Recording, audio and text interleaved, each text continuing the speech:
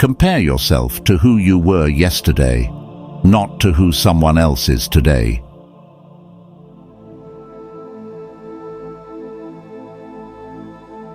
If you aren't moving forward in your life, there is some idea, mode of action, or habit you're so in love with, you won't let go of it.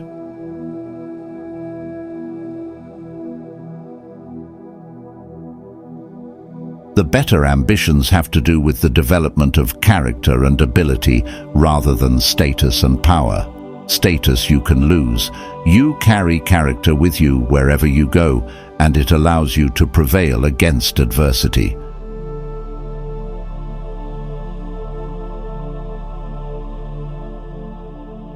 You're not everything you could be, and you know it.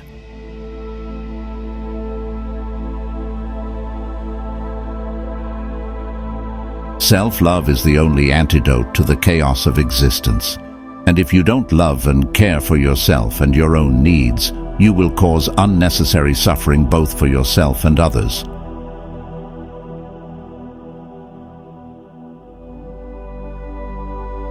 Perhaps you are overvaluing what you don't have and undervaluing what you do.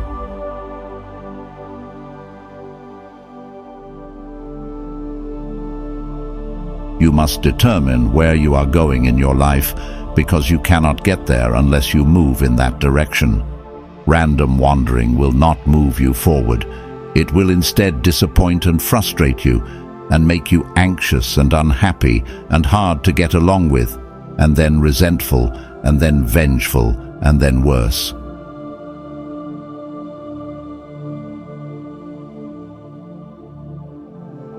Pursue what is meaningful, not what is expedient.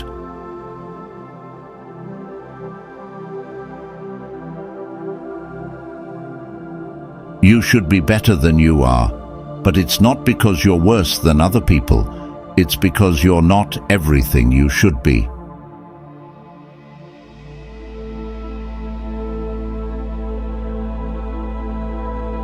To learn is to die voluntarily and be born again, in great ways and small.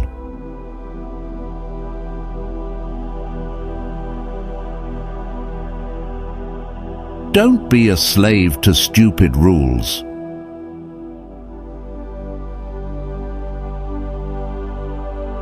When you are visited by chaos and swallowed up, when nature curses you or someone you love with illness, or when tyranny rends asunder something of value that you have built, it is salutary to know the rest of the story.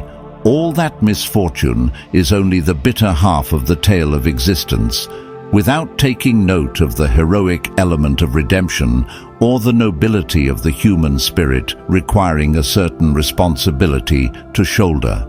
We ignore that addition to the story at our peril because life is so difficult that losing sight of the heroic part of existence could cost us everything.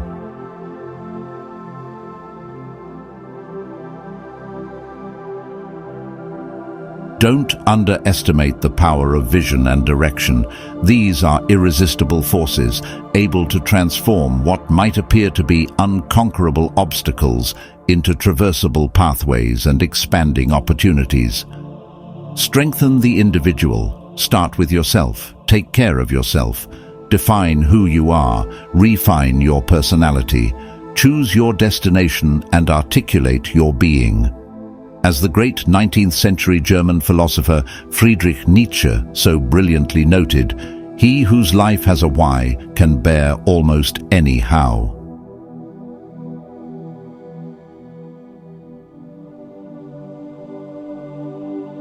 Face the demands of life voluntarily. Respond to a challenge instead of bracing for catastrophe.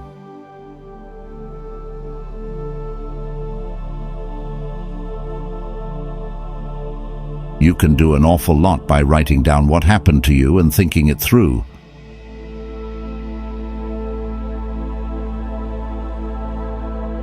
If you don't stand your ground, then all that happens is people push you backward, and they will push you, and push you, and push you until you fall off a cliff.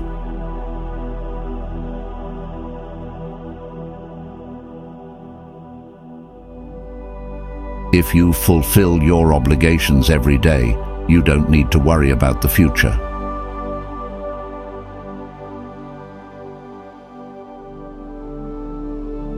Truth, virtue, and courage are not necessarily enough, but they are our best bet.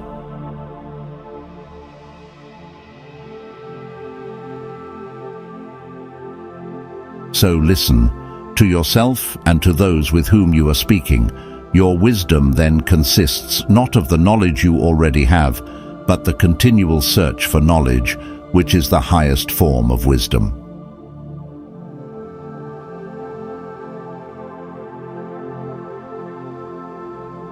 You need to consider the future and think, what might my life look like if I were caring for myself properly?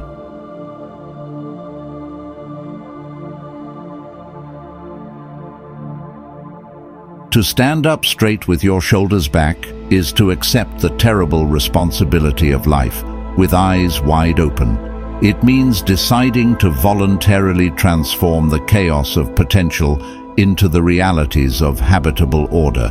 It means adopting the burden of self-conscious vulnerability and accepting the end of the unconscious paradise of childhood, where finitude and mortality are only dimly comprehended. It means willingly undertaking the sacrifices necessary to generate a productive and meaningful reality. It means acting to please God in the ancient language.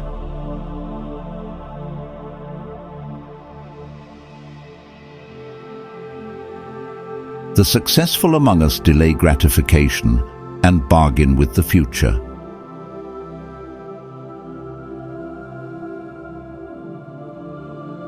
You cannot be protected from the things that frighten you and hurt you, but if you identify with the part of your being that is responsible for transformation, then you are always the equal, or more than the equal, of the things that frighten you.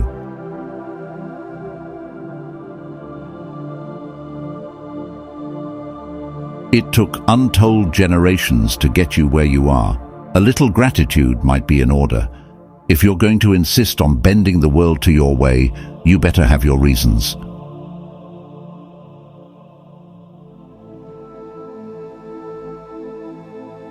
Can you imagine yourself in 10 years if instead of avoiding the things you know you should do, you actually did them every single day? That's powerful.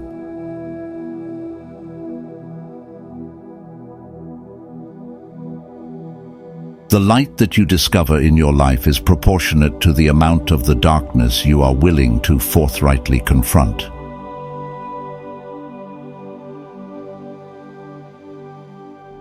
The way that you make people resilient is by voluntarily exposing them to things that they are afraid of and that make them uncomfortable.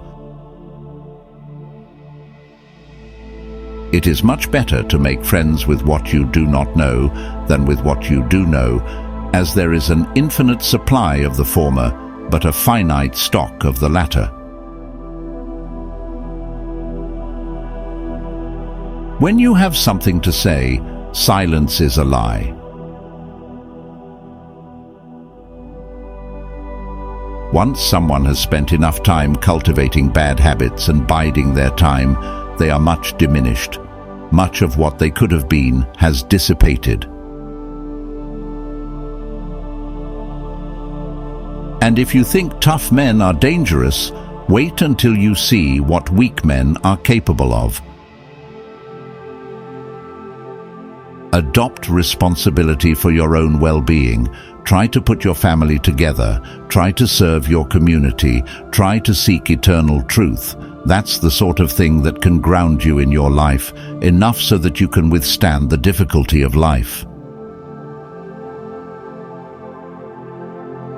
The secret to your existence is right in front of you, and it manifests itself as all those things you know you should do, but you're avoiding.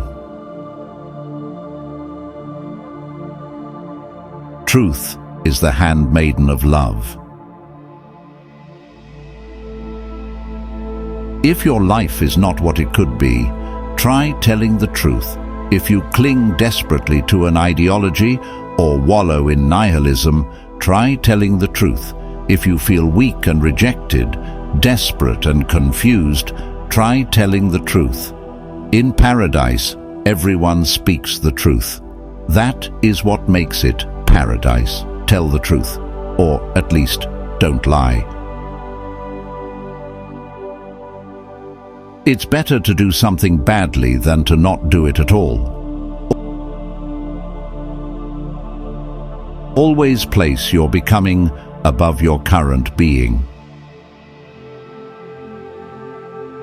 It's in responsibility that most people find the meaning that sustains them through life. It's not in happiness. It's not in impulsive pleasure. Marriage and children and grandchildren, and all the trouble and heartbreak that accompanies all of that, is much of what life has to offer. Miss it at your great peril. The truth is something that burns. It burns off deadwood, and people don't like having their deadwood burnt off often because they're 95% deadwood.